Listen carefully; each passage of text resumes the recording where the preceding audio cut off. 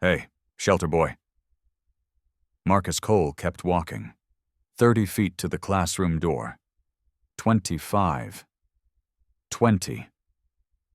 A hand grabbed his collar, slammed him into the lockers.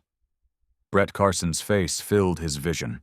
Captain of the football team, rich kid, the kind of guy who'd never missed a meal in his life, never spent a night wondering if he'd have a roof over his head tomorrow. You deaf, Cole? I said stop. Marcus met his eyes. Didn't flinch, didn't blink. He'd faced scarier things than Brett Carson. He'd watched his mother die with a needle in her arm when he was 8. He'd held his grandmother's hand through 6 rounds of chemotherapy that insurance wouldn't cover. This rich kid with his perfect teeth and his daddy's credit card? Nothing. Check my pockets, Marcus said flatly. Go ahead. You'll find lint. Brett's jaw twitched. He wasn't used to resistance. You think you're tough? I think you're boring me. The punch came fast. Marcus saw it, could have dodged it, but didn't. Better to take the hit. Better to fall. Better to let Brett feel like a big man so this ended quicker. His head cracked against the locker. Stars exploded. Blood filled his mouth. Mr. Carson. A teacher's voice, sharp, but not sharp enough. Brett released him instantly, stepping back, smoothing his letter jacket. Just helping Cole find his class, Mr. Peters. The teacher frowned, but said nothing. Teachers never said anything. Not when Brett's father donated the new gym equipment. Not when the Carson family endowed scholarships. Not when money talked louder than justice. Get to class, both of you. What Brett did next, what he did every single day for 3 years, would set in motion a chain of events that would expose everything. A 5-year-old vendetta, a motorcycle gang war, and Marcus Cole's transformation from invisible to unforgettable. Comment where you're listening from. Subscribe to channel. Marcus Cole learned early that invisible boys live longer. Keep your head down. Don't make eye contact. Eat lunch in the bathroom stall. Walk the long way home to avoid the dealers on 5th Street. Never, ever stand out. 17 years of practice made him a ghost. He was born Marcus Anthony Cole on March 15th in County General Hospital, the same hospital where he'd later die for 47 seconds. His mother, Isabel Martinez Cole, was 19 years old and already struggling with addiction. His father? Never listed on the birth certificate. Just another ghost. The early years were a blur of temporary apartments, temporary jobs, temporary men in his mother's life. Marcus remembered fragments, the smell of cigarette smoke mixed with cheap perfume, the sound of arguments through paper-thin walls, the weight of hunger that made his stomach ache. When Marcus was 6, his mother left him with Rosa Martinez, his grandmother, for just a few days. Those few days turned into months, then years. Rosa worked 2 jobs, morning shift at a laundry service, evening shift cleaning office buildings downtown. She was never home, but she always left food in the refrigerator, always left notes telling Marcus she loved him. His mother came back when he was 8.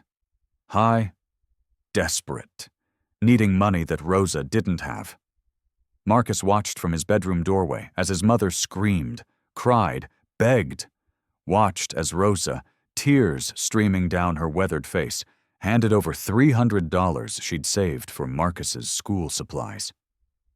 2 weeks later, police found Isabel Cole in a motel bathroom. Overdose. The needle still in her arm. But here's what nobody knew.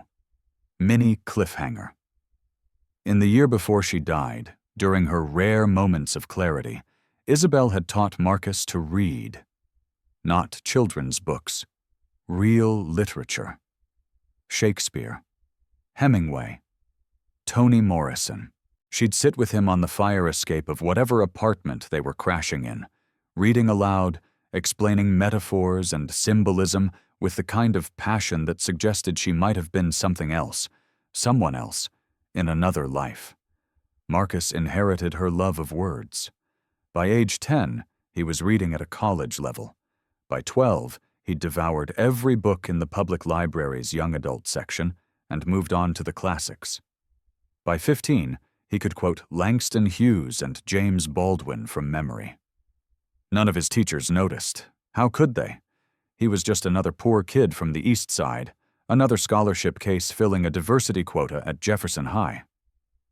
Rosa noticed, though, even as cancer began eating away at her lungs. Stage 4, the doctors said, too far gone for the treatments insurance would cover. She'd smile when she found Marcus reading late into the night. "You're going to be something, mijo," she'd whisper, her voice getting weaker each week. "Something your mother couldn't be. Something I never had the chance to become." Marcus would nod, pretend to believe her, and go back to reading. Because what else could he do? He was 17 years old. He worked minimum wage at a car wash, scrubbing other people's expensive cars while wearing clothes from the Goodwill donation bin. He lived in a shelter because Rosa's apartment was gone, sold to pay for the few treatments she could afford before her savings ran out. Invisible. That's what he was. That's what he'd always been. Until October 15th. Until the diner. Until Elena.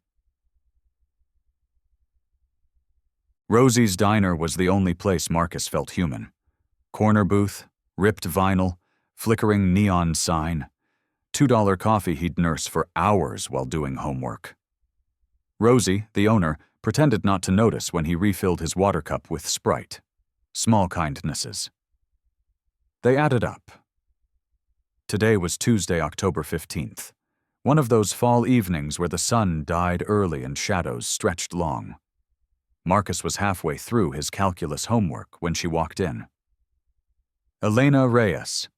3 weeks since she'd transferred to Jefferson High. 3 weeks of watching her eat lunch alone, which made no sense.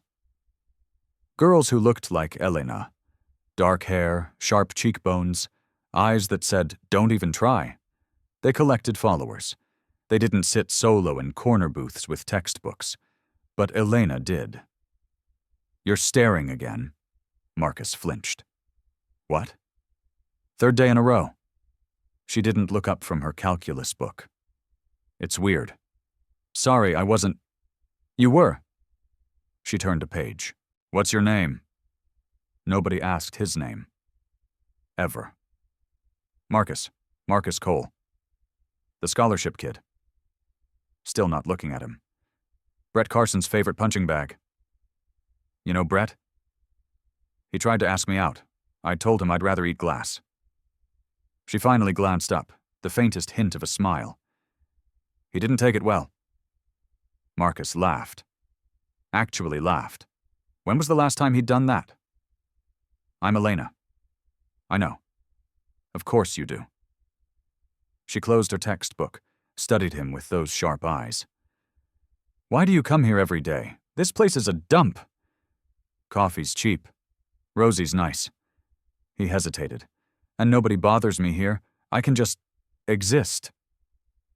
Elena nodded slowly. "I get that." "Do you?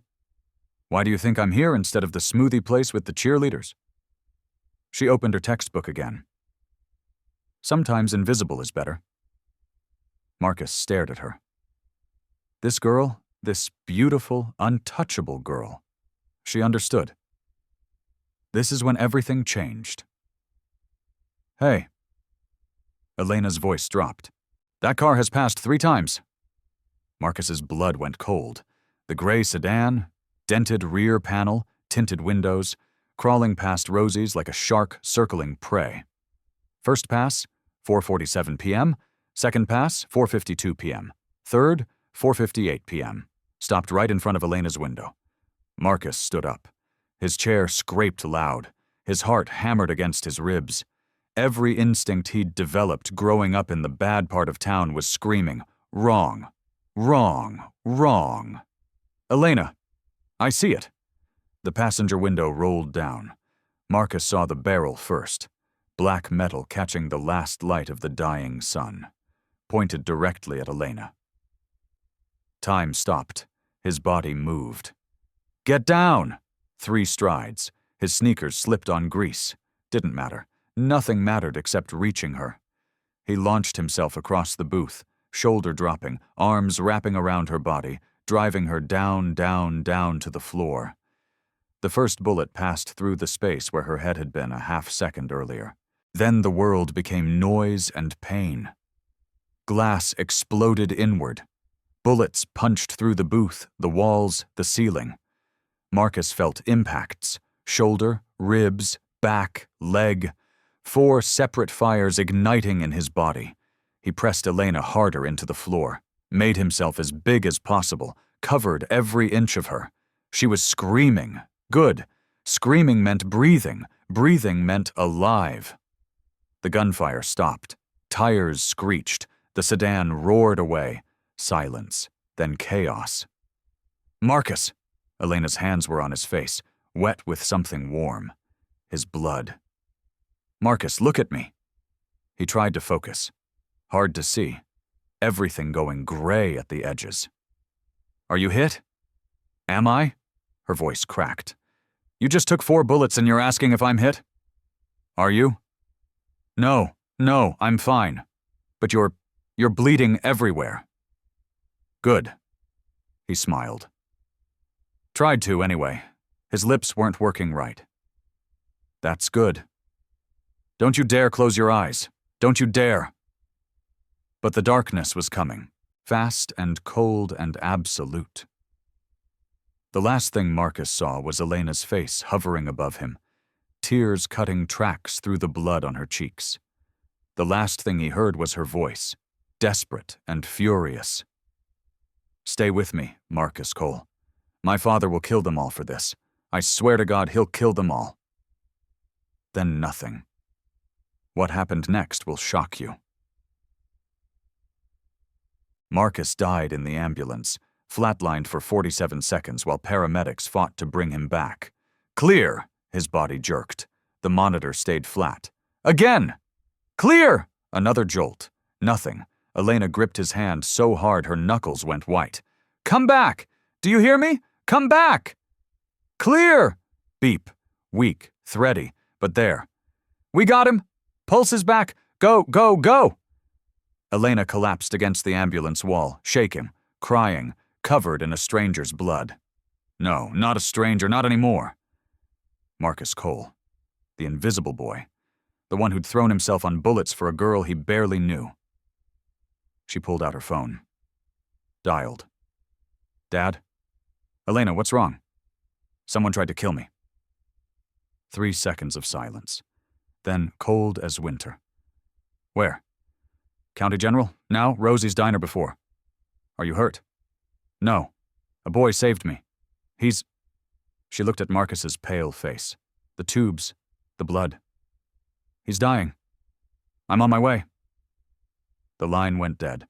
Elena pressed her forehead to Marcus's knuckles. "Hold on. Please, just hold on." Victor Viper Reyes walked into County General Hospital like he owned it.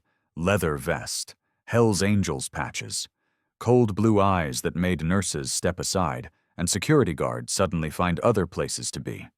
Behind him, 3 brothers from the club, equally intimidating, equally silent. Elena met him in the hallway outside the OR. "Dad." Viper pulled his daughter into a crushing embrace, held her for 10 seconds, 20. When he released her, his eyes were scanning her for injuries. "You're okay?" "I told you I'm fine. It's Marcus." "I know. Tell me everything." She did. The sedan, the gun barrel, Marcus launching himself across the diner, the bullets, the blood, the way he'd smiled at her, actually smiled, while he was dying. But there was one thing he didn't know. Viper listened without interrupting. When she finished, his face was stone. "This boy, you knew him before?" "Barely. We talked maybe twice. He's nobody, Dad. A shelter kid. He had no reason to, but he did. Yes. Viper turned to one of his brothers. Tank, I want everything on the shooters. Car, weapons, prints, witnesses. I want names by sunrise. On it, Prez. Crow, find out who this Marcus Cole is. Family, history, everything. I want to know what he ate for breakfast. Done. The brothers disappeared. Viper sat down beside his daughter. For a long moment, neither spoke. The Demon Riders, Viper finally said. Elena's blood went cold. You're sure? Razor's been wanting payback for 5 years. I killed his brother. Self-defense, but he never saw it that way. Viper's jaw tightened. He targeted you to hurt me. And Marcus? Wrong place, wrong time. Viper looked at the OR doors. Or right place, right time, depending on perspective. He didn't know who you were, who I was. That's what makes it interesting. Viper's expression shifted. Everyone wants something, Elena. Everyone has an angle. But this boy, this Marcus Cole, he had nothing to gain. He just acted. He might die, Dad. He might. Viper stood. And if he doesn't, then what? Then I owe him a debt. Viper's voice was cold, final. The club owes him a debt, and the Hells Angels always pay their debts. Comment where you're listening from. Subscribe to channel. The surgery took 7 hours. 4 bullets removed, 1 collapsed lung repaired, internal bleeding stopped.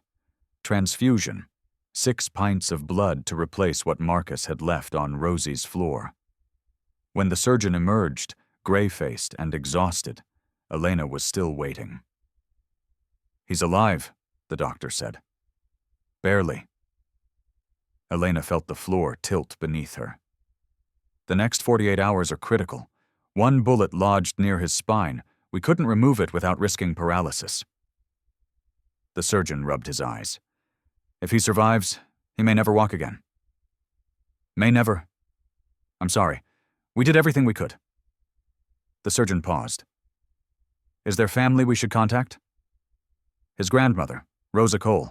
She's in hospice care on the east side. Hospice? The surgeon's expression softened. How old is this kid? 17. The doctor shook his head. Said nothing. What was there to say? Marcus woke at 3:12 a.m. Pain was the first thing he registered. Pain so vast and deep it felt like drowning. Then, the beeping machines, the smell of antiseptic, the darkness of an unfamiliar room, and a figure sitting in the chair beside his bed. Not Elena? A man. Large, leather vest, eyes that glinted in the dim light of the monitors. You're awake. The voice was gravel and smoke. Good. We need to talk. Marcus tried to speak. His throat was sandpaper. Who? Victor Reyes. Most people call me Viper. The man leaned forward. I'm Elena's father. The name meant nothing to Marcus, but something in the man's posture, his presence, his absolute certainty, it all screamed danger. She okay? Viper stared at him. You're lying in a hospital bed with 4 holes in your body, and your first question is about my daughter? Is she? She's fine, not a scratch. A pause. Because of you. Marcus closed his eyes. Relief flooded through him, cool and clean. Good. Why? Why what? Why did you do it?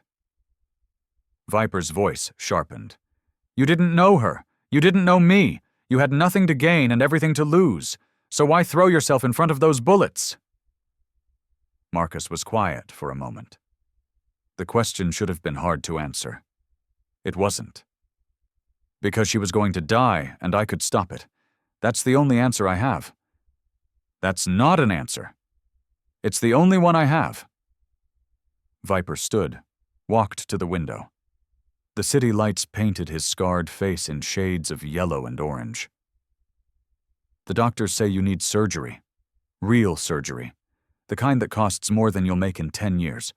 Without it, that bullet near your spine will eventually kill you, or paralyze you, or both. Marcus laughed. It hurt, but he laughed.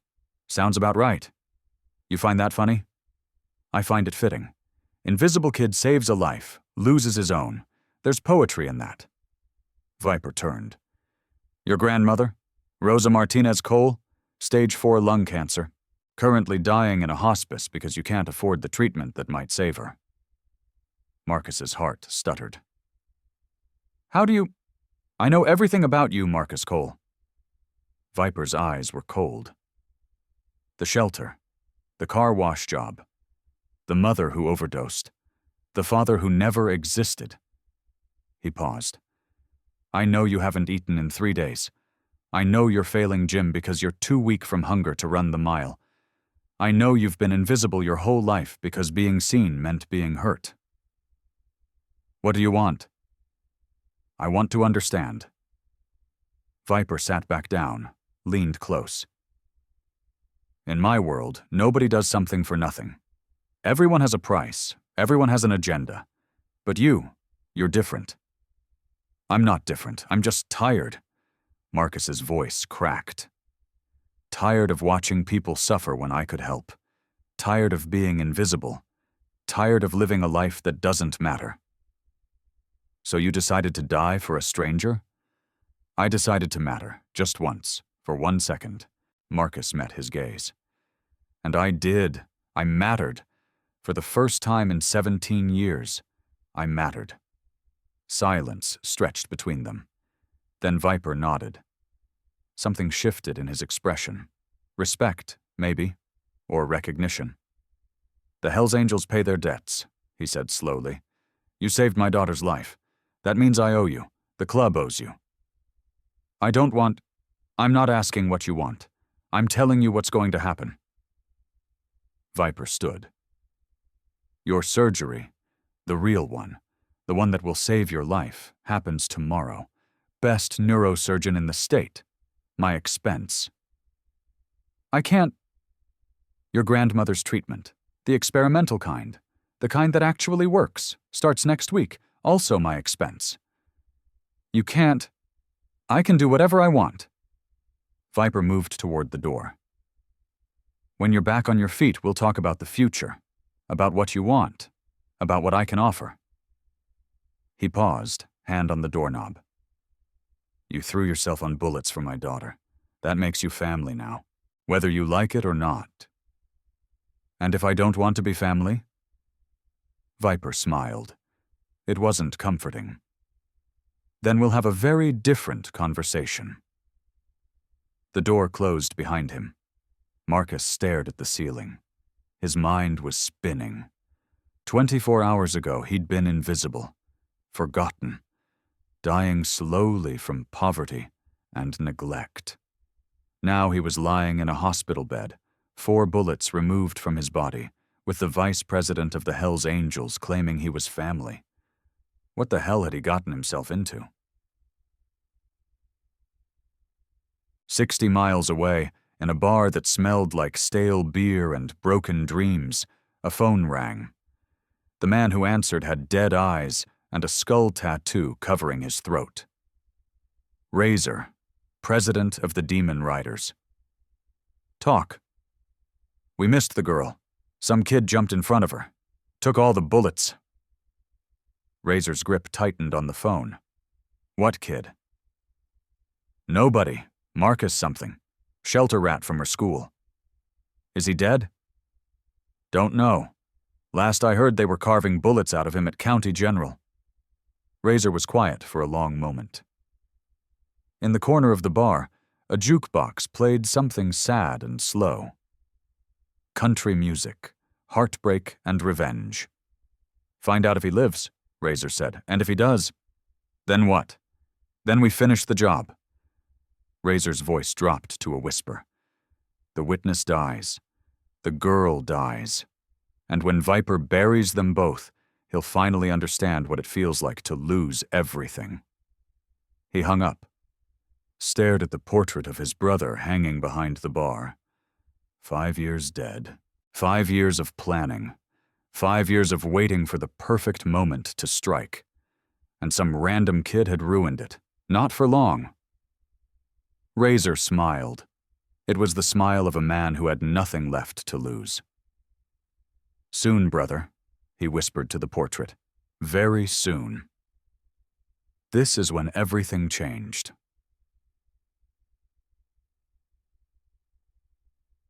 Three days after the shooting, Marcus Cole opened his eyes to find a stranger sitting at the foot of his hospital bed. Not Viper, not Elena, a woman he'd never seen before. 60s, maybe. Gray hair pulled back tight. Eyes that had seen too much and forgiven too little. "You're awake," her voice was flat. "Good. We need to talk about your grandmother." Marcus's heart seized. "Rosa, is she—" "She's alive, barely." The woman stood. "I'm Margaret Chen. I run the hospice where Rosa's been staying, or was staying until 3 men in leather showed up yesterday and moved her to a private facility." "What?" "Big men. Motorcycles. One of them had a snake tattoo on his neck." Margaret's lips pressed thin. "They had paperwork. Legal paperwork. Signed by you." "I didn't sign anything." "I know. You've been unconscious for 3 days." She pulled a folded document from her purse. "But someone did, and now your grandmother is in a private cancer treatment center that costs more per day than I make in a month." Marcus stared at the paper. His signature. Forged, but perfect. Viper. "The men," Marcus said slowly. "Did they hurt her?" "No, they were gentle, actually. Carried her like she was made of glass. One of them held her hand the whole way." Margaret shook her head. "I've been in this business 30 years. I've never seen anything like it." "Where is she now?" "St. Vincent's Oncology Center. Top floor. Private suite." Margaret tucked the paper back in her purse. "I don't know who you are, Marcus Cole. I don't know what you did to deserve this kind of attention. But whoever these people are, they're serious." She left without another word. Marcus lay back against his pillow. His body screamed with every breath. 4 bullet wounds, a chunk of metal still lodged near his spine. And now his grandmother, his dying grandmother, was in the hands of the Hell's Angels. He should have been terrified. Instead, he felt something he hadn't felt in years. Hope.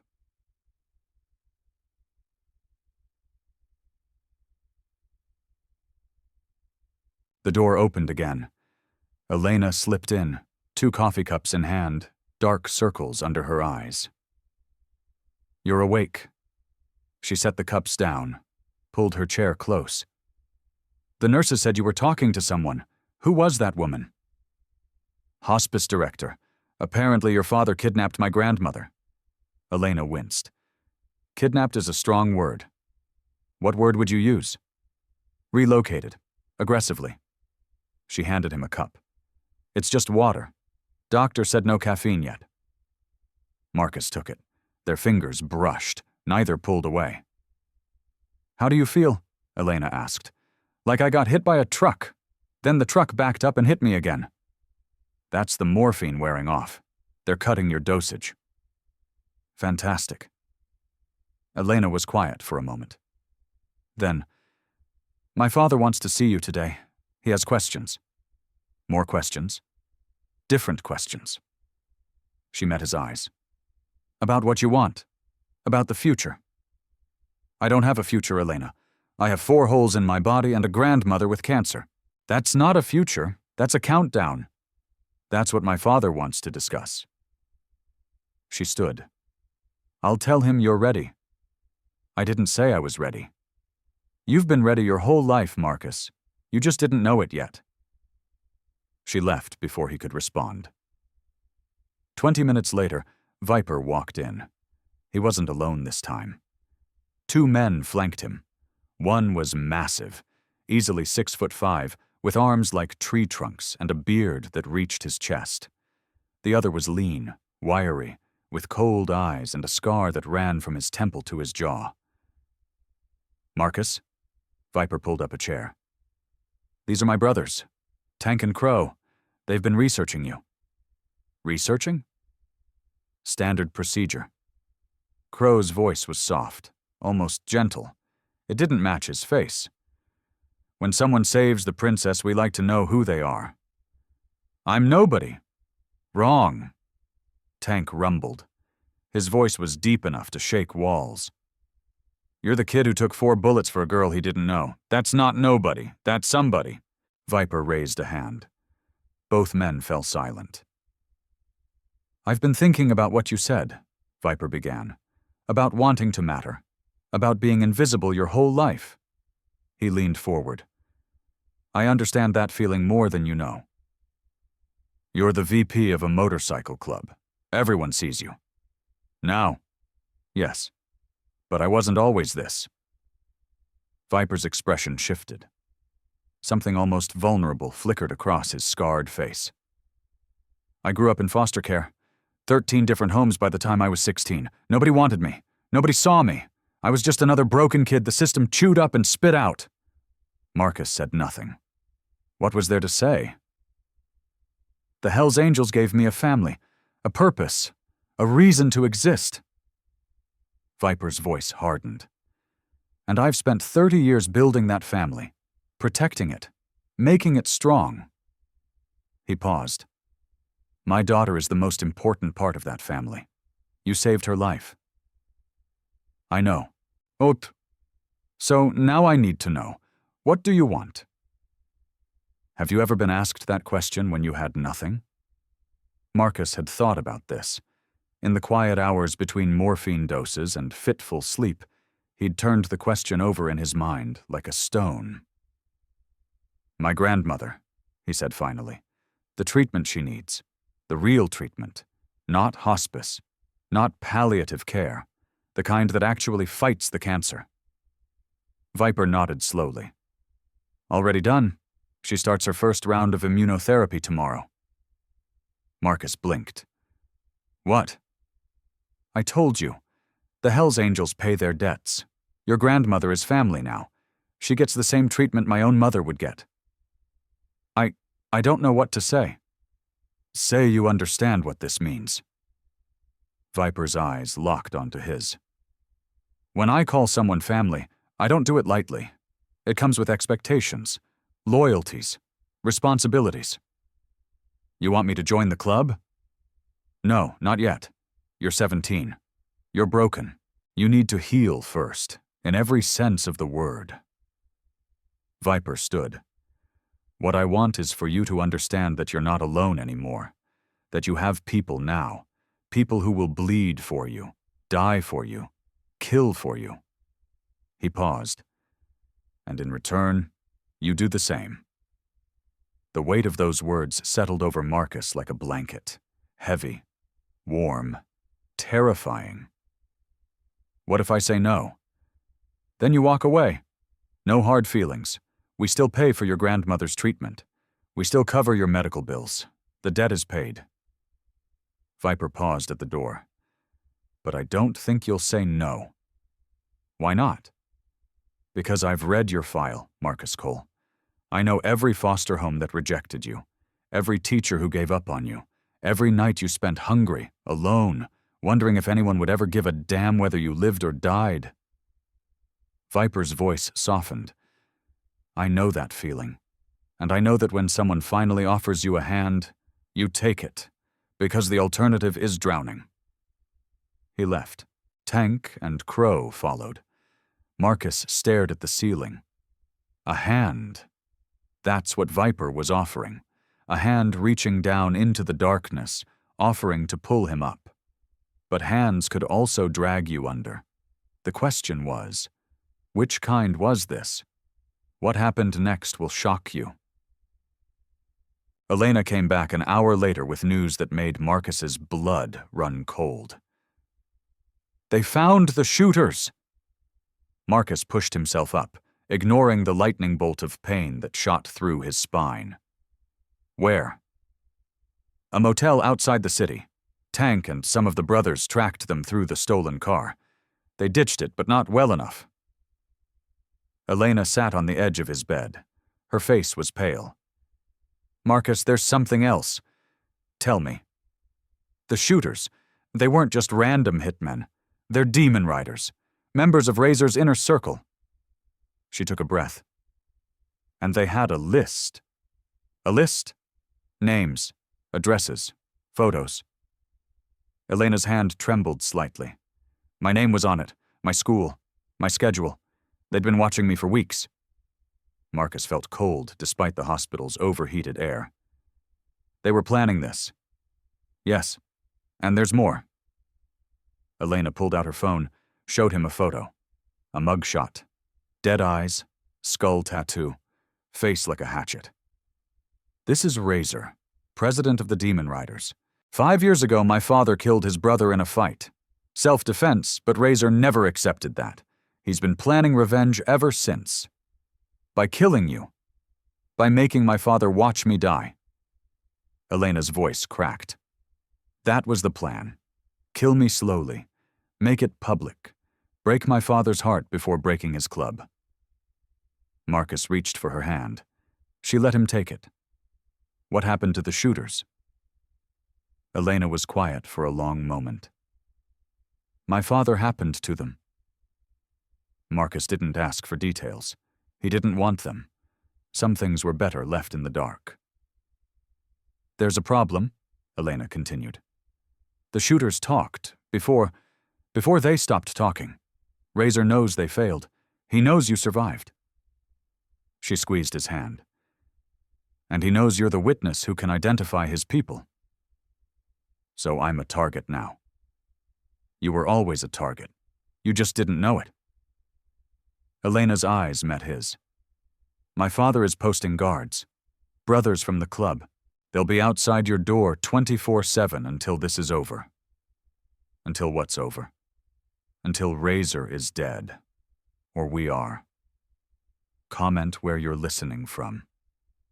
Share this story. Marcus let that sink in. A week ago, his biggest worry was finding enough change for coffee. Now he was caught in the middle of a gang war, with a price on his head and bullets in his back. I should be scared, he said. You're not? I don't know what I am. He looked at her. I spent my whole life trying not to be seen. Now I'm the most visible person in a war I don't understand. It's a lot. I'm sorry. Elena's eyes glistened. This is my fault. If I hadn't come to that diner, then you'd be dead, and I'd still be invisible. Marcus shook his head. I'd rather be a target than a ghost. Elena leaned forward and kissed his forehead. Soft, brief, electric. Get some rest, she whispered. Tomorrow's going to be hard. Why? Because tomorrow you meet my grandmother, and she's scarier than my father. She left him with that.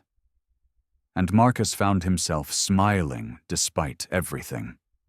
Smiling because Elena Reyes had kissed him. Smiling because for the first time in his life, someone was fighting for him. It felt strange. It felt good. It felt like something worth living for. The next morning, Marcus had his first visitor who wasn't connected to the Hells Angels. Rosa Martinez Cole, his grandmother. She came through the door in a wheelchair, pushed by a nurse in scrubs that probably cost more than Marcus's entire wardrobe. Rosa looked different, still frail, still fighting, but there was color in her cheeks that hadn't been there in months, and her eyes, those fierce, stubborn eyes, were bright with tears. Mijo, her voice cracked. My stupid, brave, beautiful boy. Abuela. Marcus felt his own eyes burning. You're supposed to be in bed. I was in bed for 6 months, waiting to die. Rosa waved dismissively. Now I'm getting treatment that actually works, in a hospital that doesn't smell like death. I can spare an hour for my only grandson. The nurse parked the wheelchair beside Marcus's bed, and quietly retreated. Rosa reached out, took Marcus's hand in both of hers. Her skin was paper thin, but her grip was iron. "They told me what you did." Her voice was steady now. "They told me you threw yourself in front of a gun for some girl you barely knew. She was going to die, Abuela. So you decided to die instead?" "I decided to try." Rosa was quiet for a moment. Then she laughed. A real laugh, full and warm, the kind Marcus hadn't heard from her in years. "You're just like your mother," she said. Marcus flinched. They never talked about his mother. Never. Isabel was like that too, always jumping first, thinking later, always trying to save everyone except herself. Rosa's grip tightened. It's what got her killed. The drugs, the bad men, the choices, they all came from that same place. That need to feel something, to matter. "I'm not like her." "No, you're better." Rosa's eyes bore into his. She ran toward destruction. You ran toward salvation. Same impulse, different direction. Marcus didn't know what to say. His mother had been a shadow his whole life. A ghost. A cautionary tale whispered by social workers and foster parents. Don't end up like Isabel Cole. "These people," Rosa continued, "the ones who are paying for everything, the ones with the motorcycles and the leather, they're dangerous, aren't they?" "Yes." "And you're part of them now?" "I don't know what I am, Abuela." Rosa patted his hand. "Then figure it out. But while you're figuring, remember this. Family isn't about blood. It's about who shows up, who fights for you, who stays." She glanced toward the door, where Tank's massive shadow was visible through the frosted glass. "These people showed up. They're fighting for you." Rosa met his eyes. "The question is whether they're worth staying for. And if they're not, then you take what they give you and you walk away. No shame in survival, mijo. Your mother never learned that lesson. Make sure you do." The nurse returned. Time for Rosa to go back to her treatment. But before she left, Rosa turned back to Marcus one last time. "The girl," she said. "Elena. She's been here every day, sitting with you while you slept, talking to you." A small smile. "She's beautiful." "I know. She's also the reason you nearly died." "I know that too. Worth it?" Marcus thought about Elena's gray eyes, her sharp tongue, the way she'd kissed his forehead and called him brave. "Yeah," he said. "Worth it." Rosa nodded, satisfied. "Then you already have your answer." She was wheeled away, leaving Marcus alone with his thoughts. But not for long. The door burst open. Crow rushed in, his scarred face tight with urgency. "We have a problem." Marcus tried to sit up. Pain screamed through his body. "What kind of problem?" "Razor kind." Crow was already checking the window, the hallway, the corners of the room. "Our intel says he's planning something. Something big, something soon." "Planning what?" "We don't know yet, but we intercepted a message, one phrase repeated 3 times. Crow moved to the door. "Kill the witness." Marcus's blood turned to ice. "That's me. That's you." Crow looked back at him. His cold eyes held something almost like sympathy. "I'm doubling the guard. You don't go anywhere without an escort. You don't talk to anyone you don't know. You don't even piss without one of us standing outside." "For how long?" Crow was quiet for a moment. "Until Razor's dead. Or until you are." He was gone before Marcus could respond. The room felt smaller now, the walls closer, the beeping of machines suddenly sinister. Marcus Cole had wanted to matter. Now he mattered so much that someone wanted him dead. Be careful what you wish for.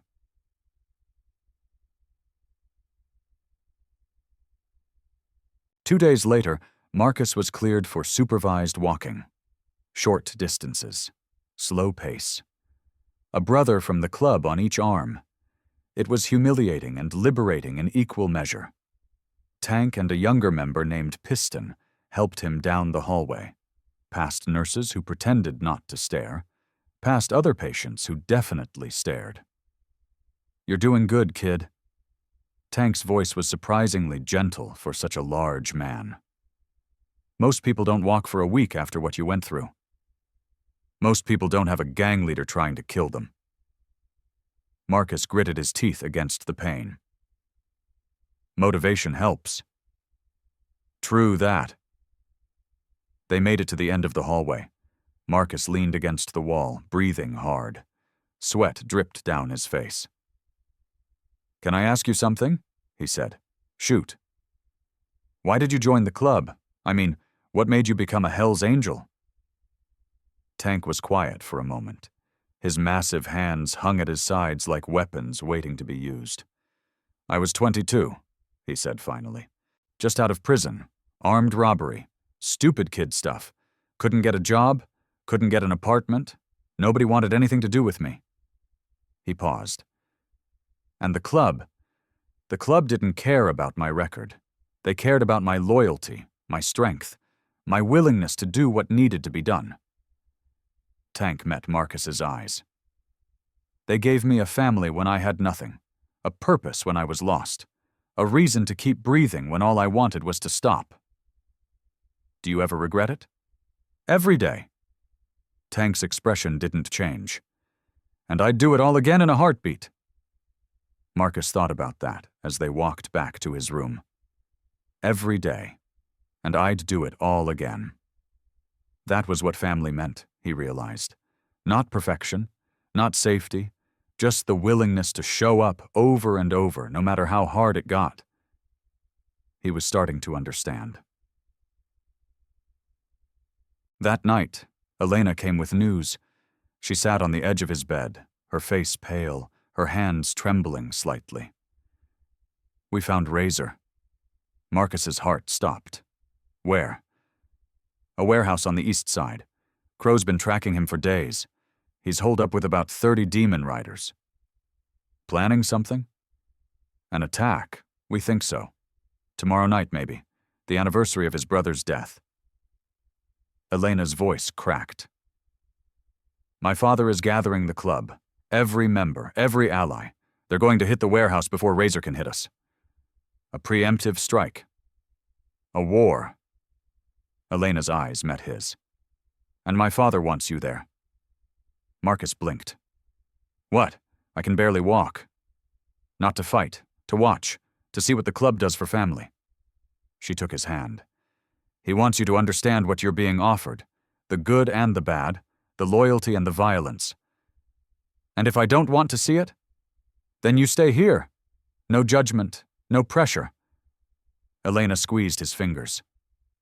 "But Marcus, if you're going to be part of this world, you need to know what it really is. Not just the brotherhood and the protection, the blood too." Marcus was quiet for a long moment. He thought about his grandmother, getting treatment that would have been impossible a week ago. He thought about Elena, who'd stayed by his side every day. He thought about Viper, who'd offered him a hand when everyone else had let him drown. And he thought about Razor, a man who wanted him dead for the crime of being brave. "I'll go," he said. Elena nodded. No surprise, no relief, just acceptance. "Tomorrow then, get some rest. You're going to need it." She kissed his cheek and left. Marcus lay in the darkness, listening to the beep of machines and the distant sound of motorcycles. Tomorrow he would see what the Hell's Angels really were.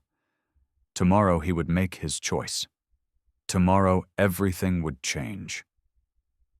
But tonight, he closed his eyes and dreamed of Elena.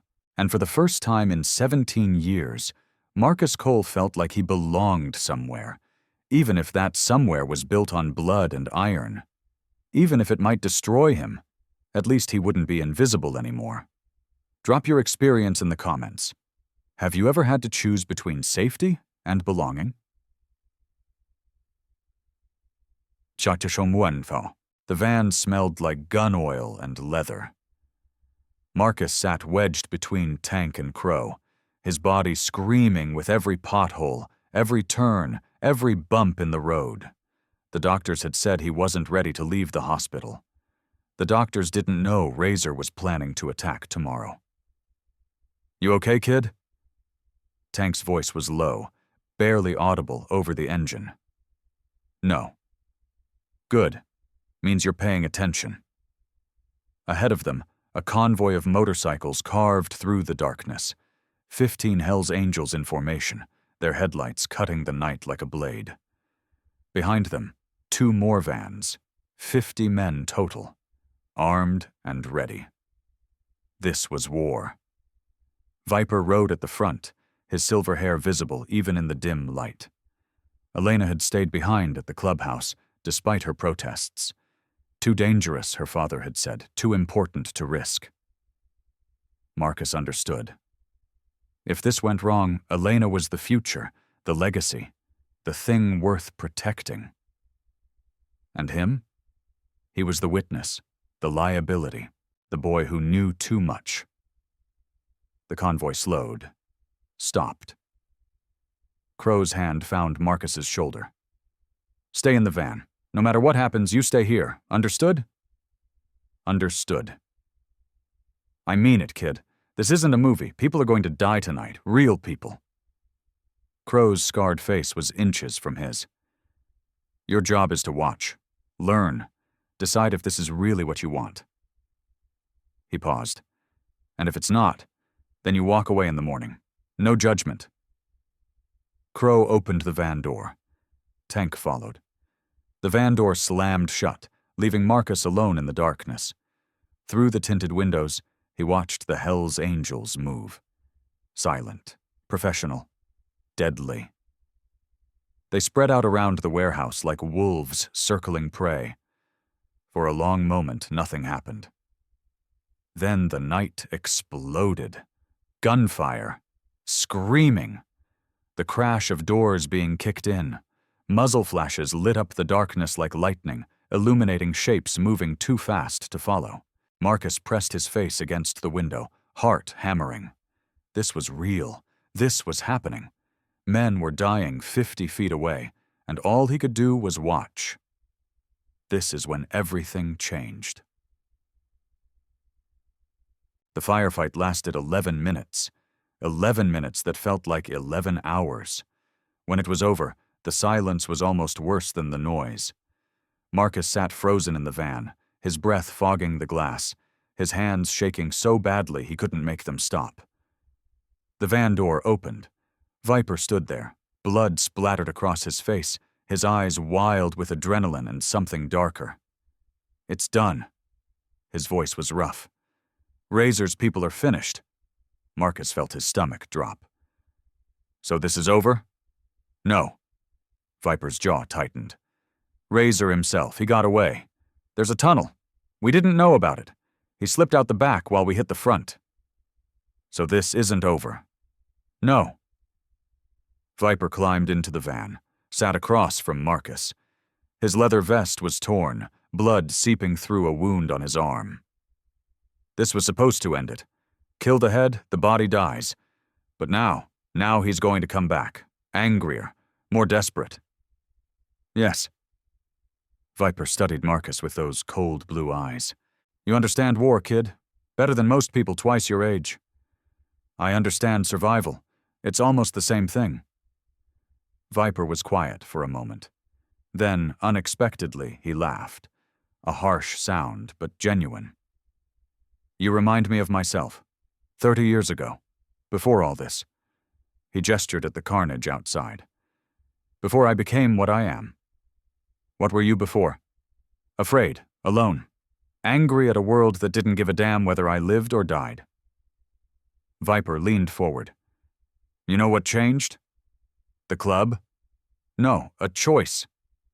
Viper's voice dropped. "Someone offered me a hand, told me I could be part of something bigger than myself. And I took it. That choice, That single moment of saying yes, it defined everything that came after. Marcus understood. This was the same speech, the same offer, wrapped in blood and gunpowder instead of hospital walls. "What happened tonight?" Marcus said carefully. "How many people died?" Viper's expression flickered. 12. 3 of ours. 3. Tank caught one in the shoulder. He'll live. Crow took a graze to the head. He's fine." Viper paused. Piston wasn't so lucky. Marcus's blood went cold. Piston, the young brother who'd helped him walk the hospital hallway, who'd joked about teaching him to ride a motorcycle. Is he dead? Shot in the throat. Bled out before we could get him help. The words hung in the air. Heavy. Final. Marcus thought about Piston's laugh, his easy smile, the way he'd talked about his daughter, a 3-year-old named Maya who thought her daddy was a superhero. "He had a kid," Marcus whispered. "I know." "He died for this? For me? For revenge against a man who's still breathing?" "He died for family." Viper's voice hardened. "He knew the risks. We all do. Every time we put on these vests, we accept that we might not take them off. That doesn't make it okay." "No, it doesn't." Viper stood, moved to the door. "But it makes it mean something. Piston died protecting his brothers. His daughter will grow up knowing her father was a hero, not a coward." He paused. "That's worth something in this world."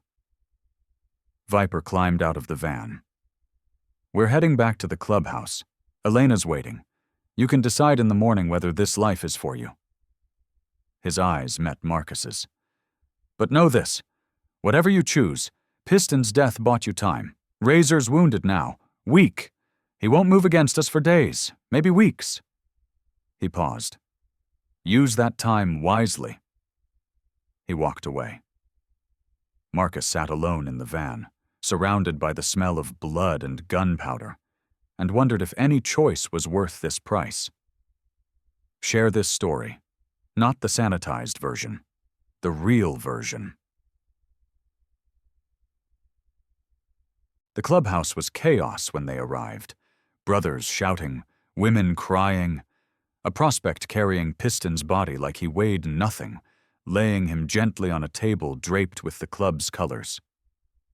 Marcus watched from the doorway, unable to move, unable to process what he was seeing. Elena found him there. "Marcus." She grabbed his hands. Her face was pale, her eyes red-rimmed. "Are you okay? Are you hurt?" "I'm fine. He couldn't finish the sentence. "I know." She pulled him close, and he let her. Let himself be held by this girl who'd turned his life upside down. "I know. Piston's dead. I heard. He had a daughter. A little girl. Maya. She's 3. Elena's voice cracked. "I've known Piston since I was 12. He taught me how to change a tire, how to throw a punch, how to—" She stopped, took a breath. "This is what my father didn't want you to see. This is the bad." Marcus pulled back slightly, looked at her. "Why are you still here? Why haven't you run from this life?" "Because it's my family. Good and bad. Blood and death. It's mine." Elena's expression hardened. "You don't run from family." "Even when it kills people you love?" "Especially then." She took his face in her hands. "Marcus, I need you to understand something. This world, my father's world, it's not good. It's violent and dangerous, and sometimes it destroys the people in it." She paused. "But it's also loyal, protective, real. I don't know if I can be part of that." "Then don't be. Walk away. Go back to your life." Her voice softened. "But know that if you walk away, you're walking away from me too. Because this is who I am, who I'll always be." It was an ultimatum, gentle but clear. Stay and accept the violence, or leave and lose Elena. Marcus looked at the room around him. The grieving brothers, the crying women, the body on the table covered in blood and honor, And then he looked at Elena, her gray eyes, her fierce heart, the way she'd stayed by his bedside every day when she could have been anywhere else. "I'm not walking away," he said. Elena's breath caught. "But I need time, to understand, to figure out what I'm getting into." He squeezed her hands. "Can you give me that?" "Yes." She kissed him, quick and fierce. "Yes, I can give you that." 3 days passed. Marcus was released from the hospital into the care of the Hells Angels, a small apartment near the clubhouse, paid for by Viper, guarded around the clock by rotating pairs of brothers. Rosa was moved to a recovery facility across town, her treatment progressing better than anyone expected. She called Marcus every night, checking on him, telling him stories about his mother that he'd never heard before. "She loved butterflies," Rosa said one evening. "Isabel, when she was little, she used to chase them around the garden for hours, said she wanted to catch one and keep it forever." "What happened?" "She caught one, and it died in her hands." Rosa's voice was soft. "Some things aren't meant to be held on to, mijo. Some things need to be free." Marcus thought about Elena, about the club, about the choice he was slowly making. "Abuela, do you think Mom would be proud of me?" Silence. Then, "I think she would be terrified for you." "But yes, mijo, she would be proud." That night, Marcus dreamed of butterflies with wings of fire. On the 4th day, Razor made his move. Not at the clubhouse, not at the hospital, not anywhere the Hells Angels expected. He hit Marcus's old workplace, the car wash where Marcus had scrubbed vehicles for minimum wage, where he'd saved every penny to buy his grandmother's medication. 3 demon riders walked in at noon, shot the manager in the leg, beat 2 employees unconscious, left a message spray-painted on the wall. "The witness dies next." Marcus heard about it from Crow. "Your friend Danny's in critical condition. Skull fracture. They don't know if he'll wake up." Danny, the only co-worker who'd ever been kind to Marcus, who'd slipped him extra shifts when things were tight, who'd covered for him when he was too exhausted to function. "This is my fault," Marcus said. His voice was hollow. "Dead." "No, this is Razor's fault." "It's the same thing. They came after Danny because of me, because I was stupid enough to save someone I didn't know." "You saved Elena." Crow's voice was sharp. "My niece, Viper's daughter. You saved her life, and now you're blaming yourself for a monster's actions?" "Danny might die. Danny might die because Razor is a psychopath who kills innocent people to prove a point. That's not on you. That's on him." Crow grabbed Marcus's shoulders. "Listen to me. This guilt you're feeling, it's exactly what Razor wants. He wants you to crumble, to surrender, to give yourself up so he can make an example of you." "Maybe I should." Crow slapped him, hard enough to leave a mark. "Don't ever say that again." His scarred face was inches from Marcus's. "You think surrendering saves anyone? It doesn't. It just means you die too. And then Danny's sacrifice, Piston's sacrifice, all of it becomes meaningless." Marcus's cheek burned, but something in Crow's words cut through the fog of guilt. "What do I do?" "You fight. You survive. You trust your family to handle Razor." Crow's grip softened, and when the time comes, you make sure Danny's pain wasn't for nothing. That night, Marcus sat with Elena in the apartment's tiny kitchen. "I heard about Danny," she said quietly. "I'm sorry." "Everyone keeps saying that. Sorry. Like words can fix anything." "They can't, but they're better than silence." Elena reached across the table, laced her fingers through his. "Talk to me. Tell me what you're feeling." "Rage." The word came out hard. Sharp. "I'm angry, Elena. Angrier than I've ever been in my life. At Razor? At myself. At the whole goddamn world for putting us in this position. Good. Marcus looked up. Good? Anger's better than despair. Anger means you still care. You still want to fight. Elena's eyes held his. Use that anger. Let it fuel you. Just don't let it consume you. How do I know the difference? When you're using it, you're still in control. When it's using you... She paused. When it's using you, you become like Razor. All rage, no reason.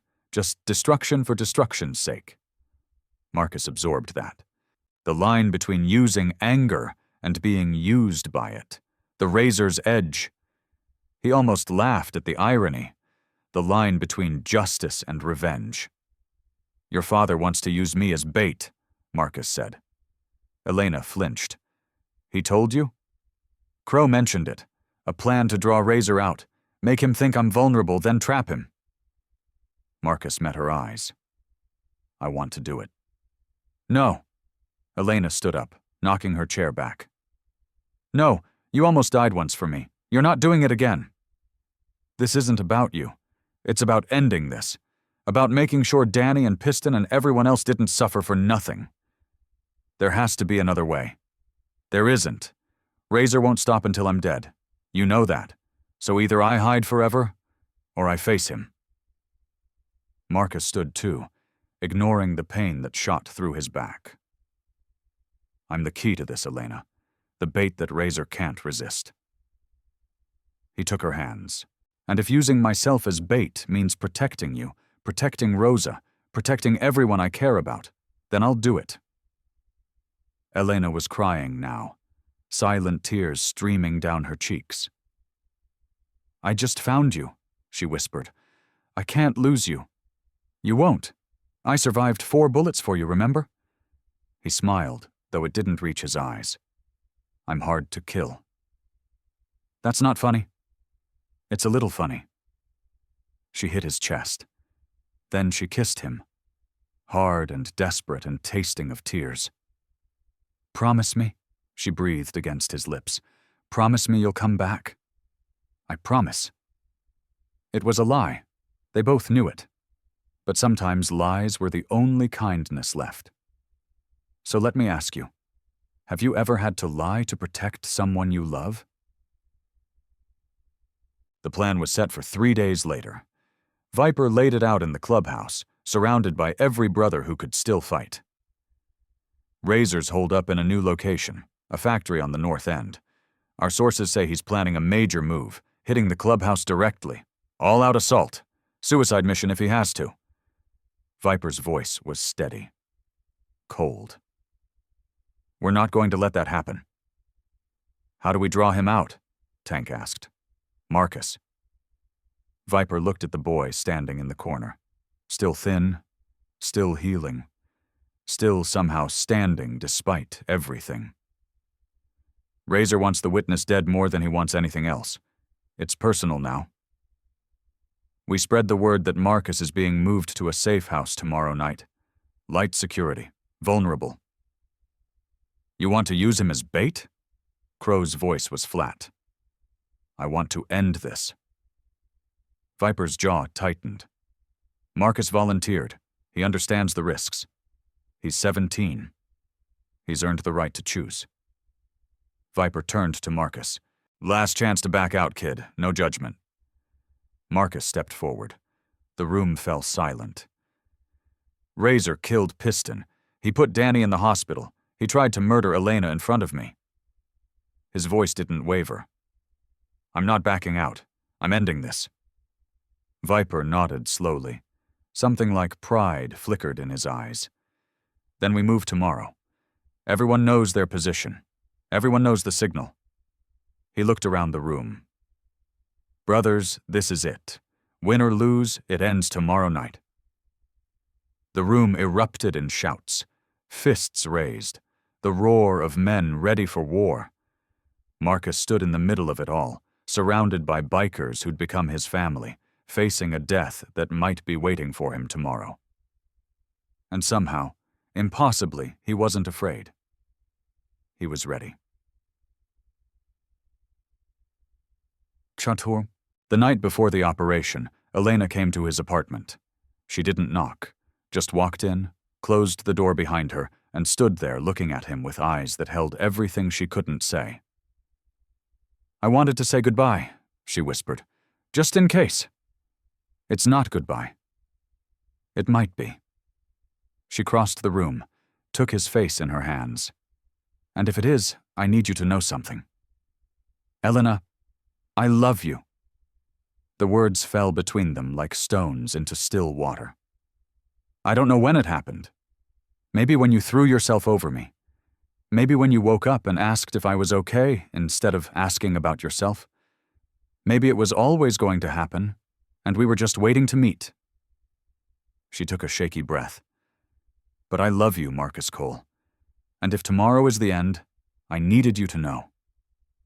Marcus felt something crack open in his chest, something he'd kept locked away for 17 years. "I love you too." His voice broke. "I've never said that to anyone, never felt it. But you, Elena, you're the reason I want to survive this, not just for revenge, not just for Rosa, for you." She kissed him. And for one moment, one perfect moment, there was no war, no razor, no bullets or blood or death waiting in the darkness, just two broken people finding something whole in each other. "Come back to me," Elena whispered. "I will." This time it wasn't a lie. This time Marcus meant it with everything he had. Tomorrow he would face Razor. Tomorrow he would fight. And tomorrow, one way or another, everything would change. But tonight, he held Elena close and let himself believe that love was enough, that love could save them all. The van rolled through empty streets at 11 p.m., exactly as planned. Marcus sat in the back, hands steady despite the storm raging inside him.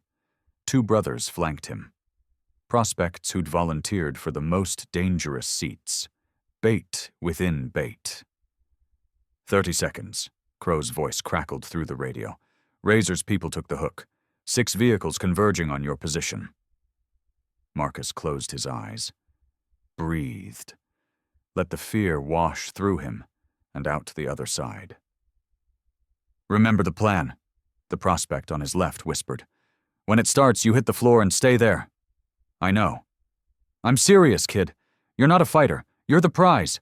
Our job is to keep you alive long enough for the cavalry to arrive." "How long?" 3 minutes. Maybe 4. The prospect checked his weapon. "Longest 4 minutes of your life." The van slowed. Marcus felt the shift, the subtle change in momentum that meant they were approaching the kill zone. "Contact," Crow's voice again. "They're moving in.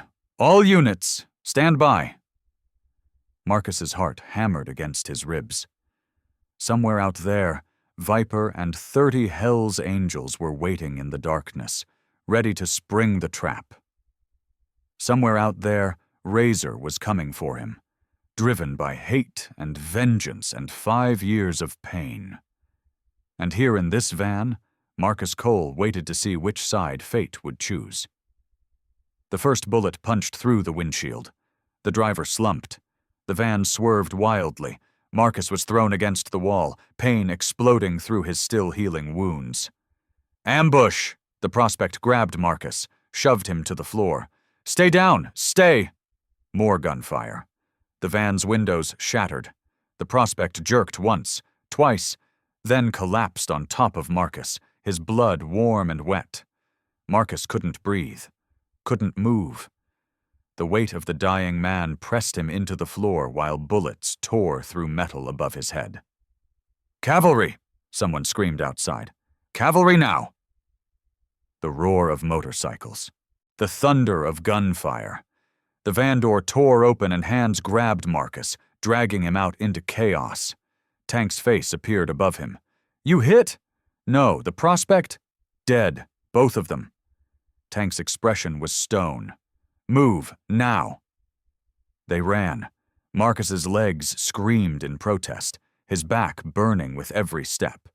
Around them, the night was alive with violence. Muzzle flashes, screaming, the crash of metal on metal. "Where's Razor?" Marcus gasped. "Don't know. The bastard sent his people in first. He's hanging back, watching." Then the plan failed. The plan changed. Tank shoved Marcus behind a car, crouched beside him. "Viper's adapting. Just stay alive, kid. That's your only job right now." The firefight raged for what felt like hours. Marcus pressed himself against cold metal, listening to men die around him, wondering if the next bullet had his name on it. The prospect's blood was still wet on his shirt. 2 men dead because of him. 2 more names to add to the list. Then, suddenly, silence. Marcus raised his head. Tank was gone. The street was littered with bodies. Demon riders mostly, but some Hell's Angels too. The price of war paid in full. "Well, well," the voice came from behind him. Marcus spun. His blood turned to ice. Razor stood 10 feet away, a gun pointed directly at Marcus's chest. The skull tattoo on his neck seemed to grin in the dim light. "The witness." Razor's voice was almost casual. "You've caused me a lot of trouble, kid. Where's your army?" "Dead or dying, doesn't matter." Razor stepped closer. "I didn't come here to win a war. I came here to finish what I started. Killing me won't bring your brother back." "No, but it'll hurt Viper." Razor's finger tightened on the trigger. "And right now, that's enough. Any last words?" Marcus thought about Elena, about Rosa, about the life he'd almost had. "Yeah." He met Razor's eyes. "You missed." Razor frowned. "What?" "At the diner. 4 bullets and I'm still standing." Marcus smiled. It wasn't brave, it was defiant. "You're not as good as you think you are." Razor's face twisted with rage. His finger squeezed. The shot never came. A blur of motion, a flash of silver. Viper appeared from nowhere, his knife buried to the hilt in Razor's gun arm. The weapon clattered to the ground. Razor screamed. Viper didn't stop. He grabbed Razor by the throat, slammed him against the car. His eyes were cold fire, his voice barely human. "You tried to kill my daughter. You killed my brothers. You terrorized a 17-year-old boy who did nothing but save a life." Viper's grip tightened. "Give me one reason not to end you right here." Razor laughed. Blood bubbled from his lips. "Because you're not a murderer, Viper. You're a businessman. A leader." His eyes flickered to Marcus. "And the kid is watching. You really want him to see what you are?" Viper's jaw tightened. Marcus stepped forward. "Do it." Both men looked at him. "He'll never stop," Marcus said. His voice was steady, certain. "You let him live, he comes back. Maybe not today, maybe not tomorrow, but eventually, and next time he might succeed." He met Viper's eyes. "End it." Razor's laugh died in his throat. "You'd really let him kill me? What happened to the hero who threw himself on bullets for a stranger?" "I saved someone worth saving." Marcus's voice was cold. "You're not." Viper stared at Marcus for a long moment. Something shifted in his expression. Recognition, maybe, or respect. Then he turned back to Razor. "My daughter wanted me to spare you. She said killing you would make us no better than you." Viper leaned close. "But my daughter isn't here, and I've never claimed to be a good man." The knife moved. Razor didn't scream this time. He didn't make any sound at all. Marcus watched as the body slumped to the ground. He waited for horror, for revulsion, for the guilt that should come with witnessing a murder. None of it came. All he felt was relief. It was over. Finally. Completely. Over. "You okay, kid?" Viper wiped his blade on Razor's jacket. "I don't know." "Honest answer." Viper tucked the knife away. "Let's go home." They walked back through the carnage together, stepping over bodies, passing brothers who nodded in respect. The war was won. The enemy was dead. And Marcus Cole, the invisible boy who'd started all this with a single act of courage, was still standing, bruised, bleeding, but standing. That had to count for something. The clubhouse was quiet when they arrived. Not the chaotic quiet of grief. Something different. Expectant. Waiting. Elena met them at the door. Her eyes found Marcus first, scanning him for wounds, for damage. When she saw he was whole, she let out a breath she'd been holding for hours. "It's done," she asked her father. "It's done. Razor's dead. The demon riders are finished." Elena's gaze flickered to Viper's blood-stained hands. She didn't ask. Didn't need to. Instead, she crossed to Marcus and wrapped her arms around him. "You came back. I promised I would. You're bleeding. Not all of it's mine." She pulled back slightly, studied his face. "You watched him die. Razor. Yes. How do you feel?" Marcus thought about it. Really thought. "Empty," he said finally. Not satisfied. Not horrified. Just empty. "That's normal," Viper's voice from behind them. "The first time you see death up close, it takes something from you. The trick is not letting it take too much." Elena took Marcus's hand. "Come on. There's something you need to see." She led him through the clubhouse, past brothers who clapped his shoulder, past women who nodded with newfound respect, through a door in the back, down a hallway he'd never walked, into a room filled with people. Rosa sat in a wheelchair near the window, her eyes bright, her cheeks flushed with color.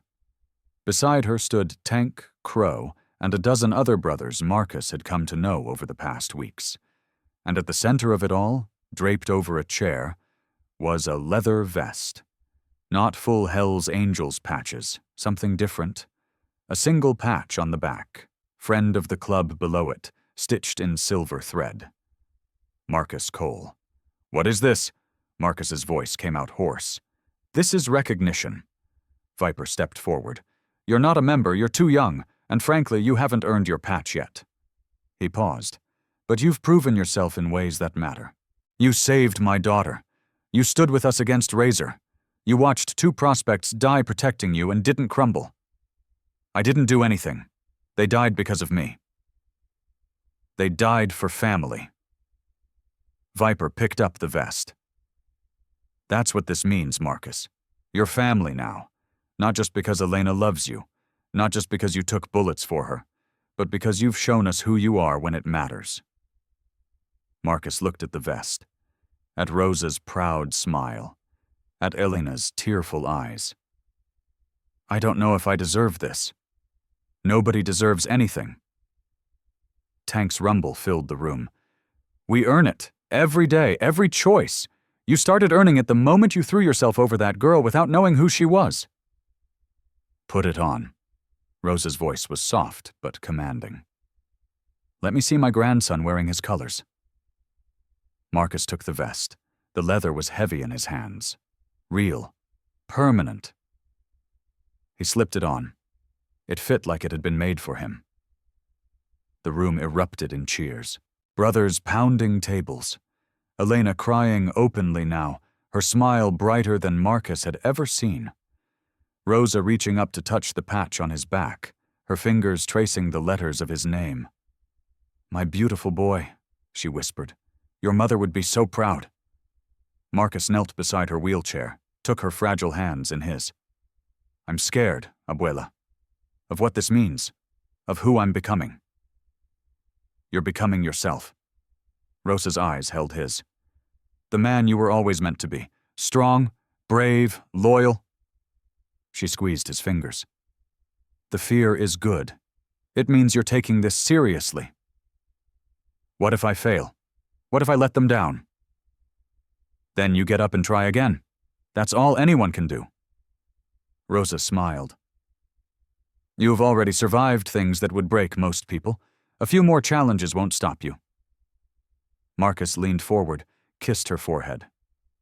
I love you, abuela. I love you too, mijo. Now stand up and thank your family properly.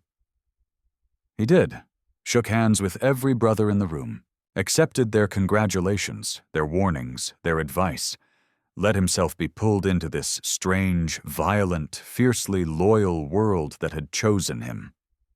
By the time the night ended, Marcus Cole felt like a different person. Not better, necessarily, not worse, just different. Changed by fire and blood into something new, something that belonged. So let me ask you something. Have you ever been invisible? Have you ever walked through life feeling like nobody saw you, nobody cared, nobody would notice if you just disappeared? Have you ever had that one moment, that one choice, where you could fade into the background or step into the light? Marcus Cole made his choice at Rosie's Diner on October 15th. 4 bullets, 47 seconds dead. A gang war that left 13 people dead and countless others wounded. Was it worth it? Ask Elena, who's alive because a stranger decided her life mattered more than his own. Ask Rosa, who's beating cancer because the Hell's Angels pay their debts. Ask the 3-year-old girl named Maya, who lost her father but knows he died protecting his family. Ask Marcus, who went from invisible to unforgettable in the time it takes to pull a trigger. The truth is, we all have these moments, these choices, these chances to matter. Most of us look away. It's safer, easier, less painful.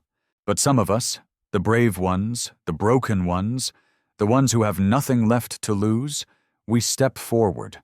We take the bullet. We start the war. We become the story that people tell to remind themselves that heroes aren't born in boardrooms or mansions. They're born in shelters and foster homes and hospital beds. They're born when someone who has every reason to be invisible decides to be seen. Marcus Cole is finishing his senior year at Jefferson High now. He lives in an apartment paid for by the Hell's Angels. His grandmother is in remission. Elena is by his side. He wears a leather vest with his name stitched in silver. And when Brett Carson sees him in the hallway, Brett looks away. Because Marcus Cole isn't invisible anymore. He never will be again. Razor is buried in an unmarked grave on the outskirts of town. The Demon Riders scattered after his death, their club dissolved, their power broken. The Hell's Angels buried Piston with full honors. His daughter got a college fund that will see her through graduation and beyond. The 2 prospects who died protecting Marcus are memorialized on a wall in the clubhouse, their names in gold. Danny woke up from his coma 3 weeks ago. He doesn't remember the attack. Marcus visits him twice a week. Some wounds heal, others leave scars. All of them become part of your story. Drop your story in the comments. Have you ever saved someone? Been saved by someone? Made a choice that changed everything? Have you ever been invisible and found your way into the light? Share this story. Not the sanitized version. The real version. The one about the shelter kid who took 4 bullets for a stranger and started a war. The one about the motorcycle club that became his family. The one about choosing to matter, even when it costs you everything. Because here's what they don't tell you about being a hero. It's not about the cape or the crown or the glory.